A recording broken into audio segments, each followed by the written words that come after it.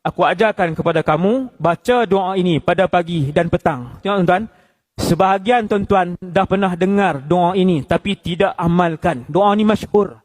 Sangat masyhur. Tak pelik doa ni. Apa dia? Doa untuk menghilangkan stres, dan yang kedua untuk dilangsaikan hutang dengan mudah oleh Allah Subhanahu wa taala. Allah pemudahkan jalan.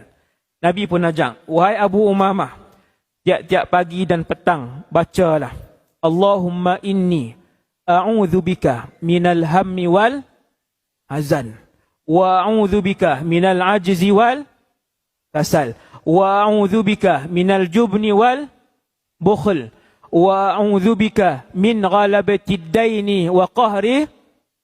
Nampak? Ramai hafal. Tapi amal tak? Tak amal. Sikit je yang amal. Amal pagi petang, yakin dengan Allah, Allah uruskan. Berkata Abu Umamah, fafa'altu. Fafa'altu. Apa maksud fafa'altu? Aku buat apa yang Nabi ajar. Selepas hari itu, sehari je. Selepas hari itu, Allah mententeramkan jiwaku, tenang, dan Allah memudahkan aku untuk membayar hutang.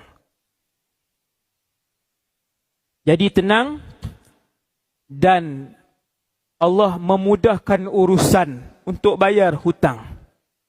Subhanallah.